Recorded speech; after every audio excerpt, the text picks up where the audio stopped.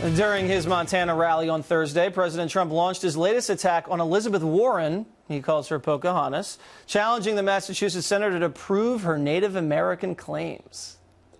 When I announce they are going to endorse me, because if I lose, should I lose, or if I don't run, they're out of business. Who's going to cover? They're going to cover Bernie?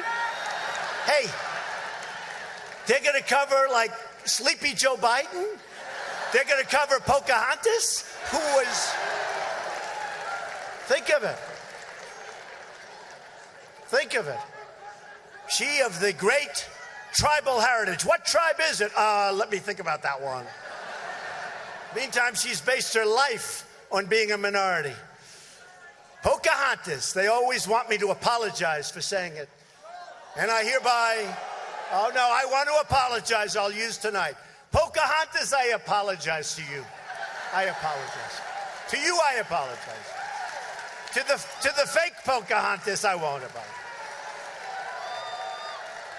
No, it's causing her problems. You know, that name's caused, because now even the liberals are saying, take a test. Take a test. You know, I tell you, I shouldn't tell you because I like not to give away secrets, but this one. Let's say I'm debating Pocahontas, right? I promise you I'll do this. I will take, you know those little kits they sell on television for $2? I'm going to get one of those little kits. And in the middle of the debate, when she proclaims that she's of Indian heritage, because her mother said she has high cheekbones. That's her only evidence, that her mother said she had high cheekbones. We will very gently take that kit and we will slowly toss it, hoping it doesn't hit her and injure her arm, even though it only weighs probably 2 ounces.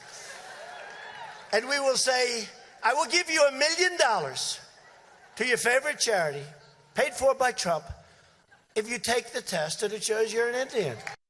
Joining me now with their thoughts, Diamond and Silk. Wow, that, ladies, was one of the best performances I've seen the president deliver in a while. Do you think Pocahontas is going to take the test? She should come clean. Yes. The president had us rolling, but Pocahontas or Elizabeth Warren should come clean about her heritage. Yes. And she should also come clean about what's going on down there at the border. She should come clean, and instead of blaming President Trump, she need to also come clean and let everybody know how they were being hypocrites, how she was being hypocritical because she did not protest against Obama and his administration when he had children locked up in cages.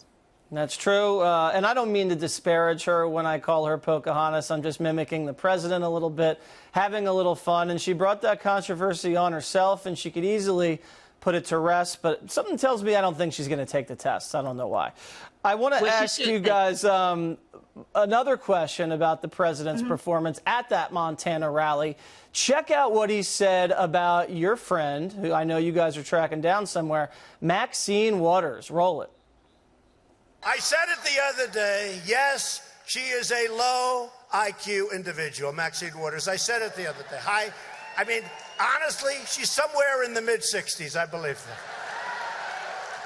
He will be impeached. I will impeach him.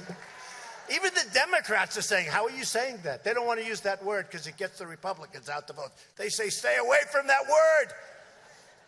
Especially since he's done nothing wrong. That helps also, right?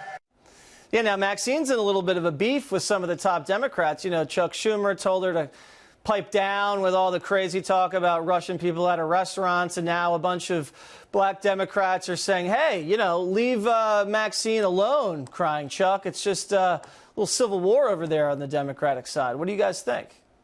Oh, yes, it is. And the president is right. Yeah. Maxine Waters' IQ is very low. Anytime a congresswoman go around, and we look at her as a domestic terrorist. She's telling Americans to attack other Americans. It's a problem. But you know what? Maxine Waters and her rhetoric is like the gift that keeps on giving to the Republican Party. So we want her to keep talking. That's right. Because she represents the party of divisiveness. That is true. She does help Republicans a lot. I wouldn't go so far as to call her a domestic terrorist. That might be a little over the line, but, you know. Lastly, remember Sinbad from back in the day? Yes, well, we do. Sinbad, I think he popped out of the pirate ship and reemerged on some cable news station and took some shots at the president's Twitter habits. Let's listen. He loves being able to Twitter slam people because you don't have to see him face to face. He's not good with that. Are you suggesting that, not unlike Drake's observation, people with Twitter fingers sometimes aren't as hardcore when you meet them in person? Oh, man, they're keyboard gangsters, man. Most keyboard gangsters, man, wouldn't hurt a fly, brother. That's why they live behind the keyboard. Keyboard gangster, President Trump. What do you think about Sinbad's assessment? Well, you know, what's wrong with Sinbad is he's trying to revamp his career, so that's why he's name dropping the president. Yeah. But what he need to do is think about his own self. Look at his own self. We here in this world, and he's still living in a different world or in another world. He need to come back to earth. And listen, we don't look at him as a comedian. We look at him as nothing but a joke. Well, I don't think other people look at him as a comedian anymore either, ladies. All right. Gotta run. Diamond and Silk, everybody.